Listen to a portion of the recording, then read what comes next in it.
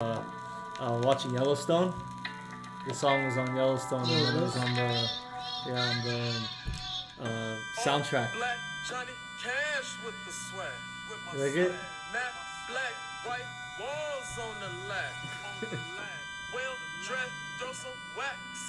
Song of the day. We're live.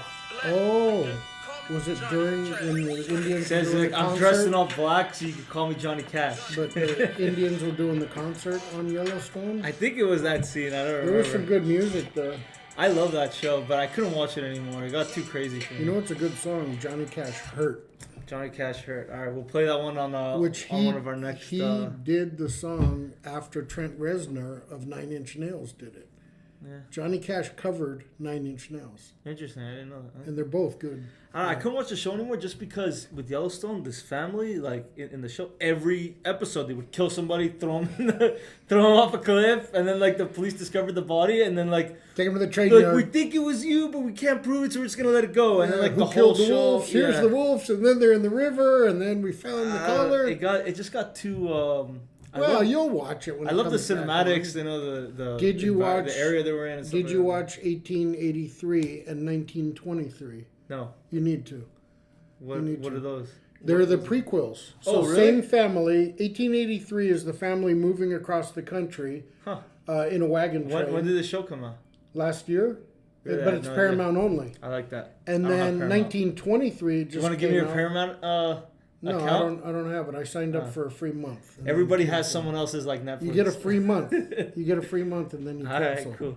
So, hello everybody. We're live? We've been Oh, live. you suckered me in. My name is Khushim and this is Jeff. We're here today on another episode of Botash Shop Talk. Shop talk. Yeah. Lots to talk about. Lots to talk about. Without lots to talk about. Exactly. As usual, we want to do a little promo on the webinars. Yeah. You want to jump right into it? Sure. Let's do it. So we got our webinar update over here. Sell. Yep. Tickets. We got our webinars. I honestly, I can't believe these haven't sold out yet. We got some really cool free prizes we're giving at the end. We're doing the Benelli M4. We have our shadow systems. And the Benelli M4, by the way, comes with the HoloSun. We have our Lancer magazines that we're going to do a webinar for. We're giving away 50 mags, an entire case. We have the HoloSun Ames. We have the Vortex Razor. This is their 1 to 10, which in light of recent events, the LPVOs have become very popular.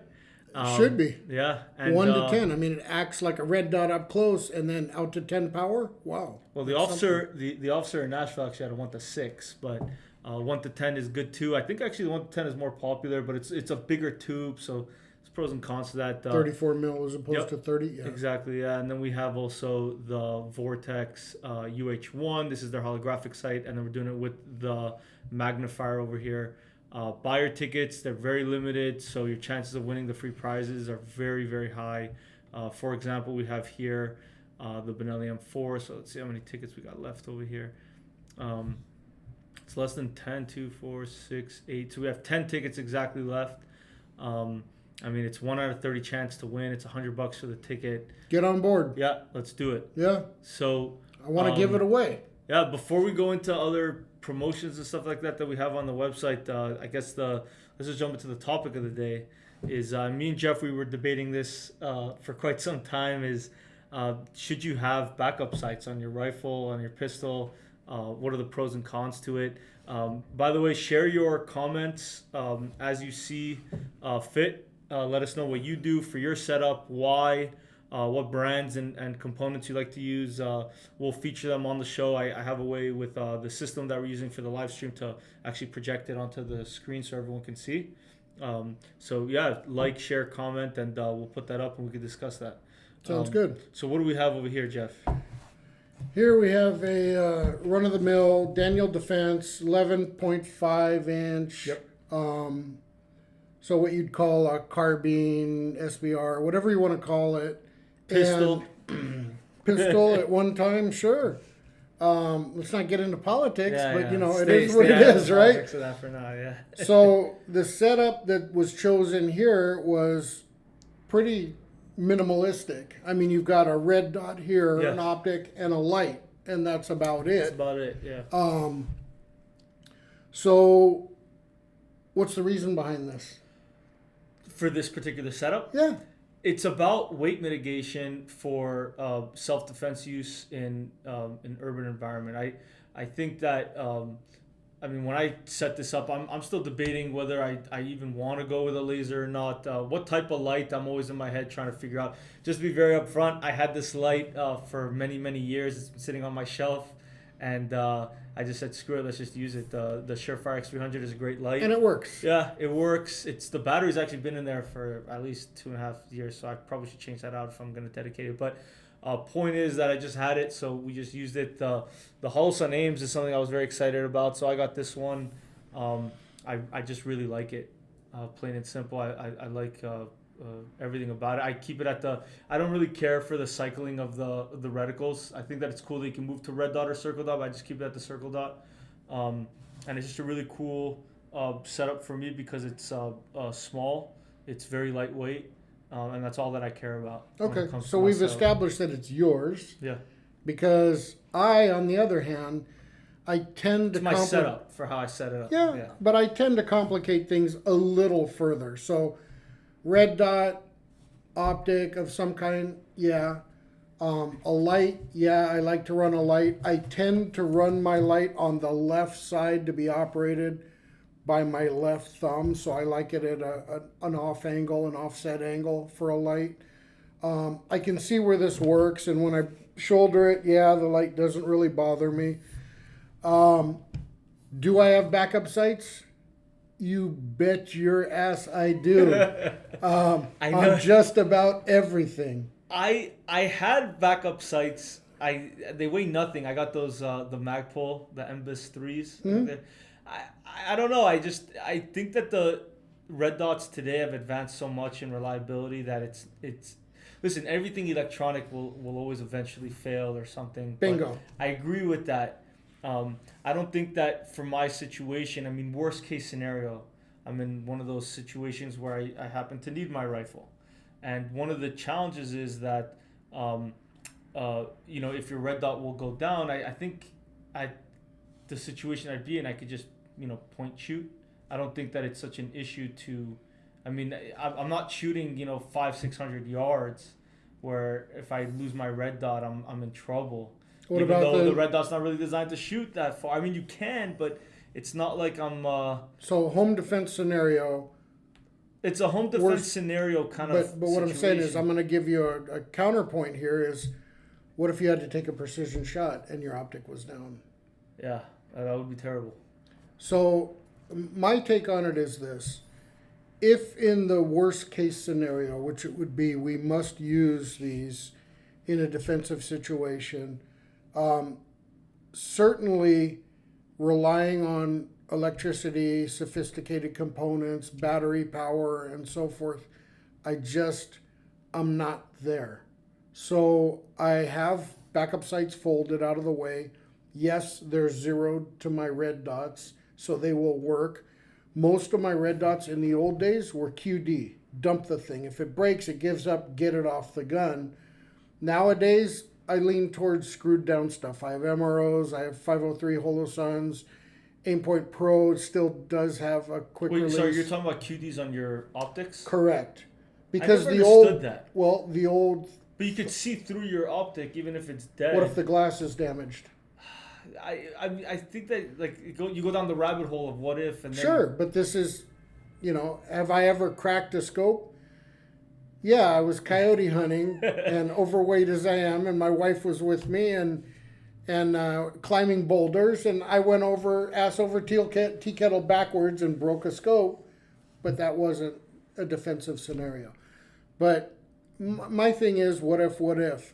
You could be right with this, and people could be right that the more sleek, and to tell you the truth, what you said about instinct shooting, if you talk about muscle memory, that kind of thing, where you bring the gun up and, target's in the window, I'll take the shot. And believe it, at close quarters, this window is not covering a football field. It's pretty tight. Mm-hmm. So, I see both sides of it. It's just that... Look, I ultimately agree with you. and I think that there should be backup sights because the negative of it is so minimal. I mean, what is it doing? How much real estate is it taking that you would need it for something else? Again, I mean, really for self-defense, I would just put a light on there and that's it.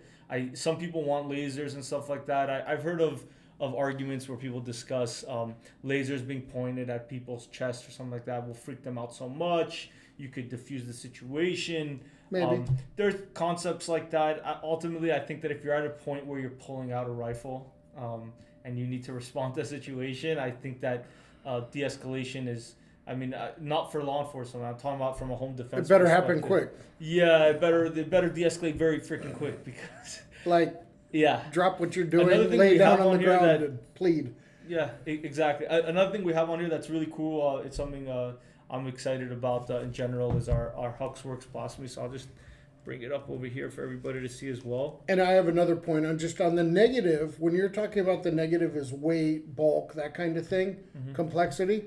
For me, the negative is what if I really need it and I don't have it? That's the negative in a scenario. I actually saw that on a sign at a gun shop one time. I was in southern Georgia a few years ago, and better to have it. Yeah, it was it was great. It said owning a gun is like owning a parachute. If you ever find yourself in a position where you need one and you don't have one, you might not ever need it again. Or something. I was like, ooh, some truth to that. Yeah, I really like that one.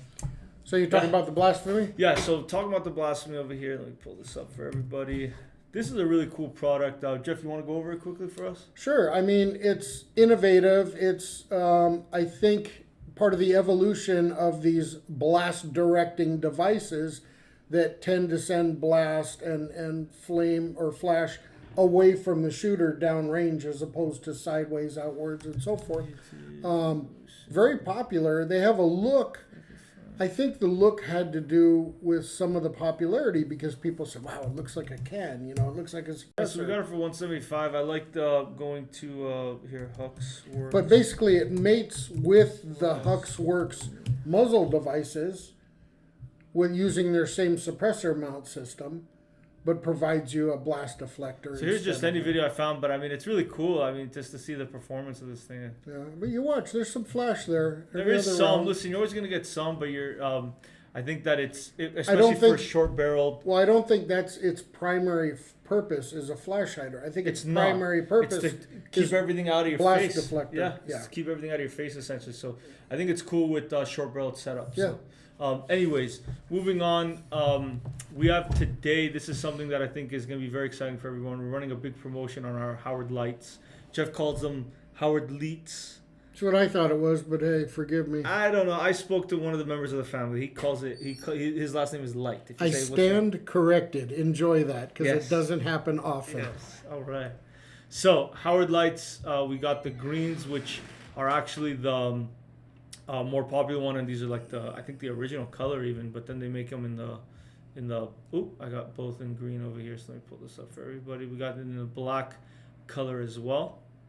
Right over here. So $49.98. What would the regular price on something like these be? I think they're pushing close to $69. I remember when these things used to be $39, $35,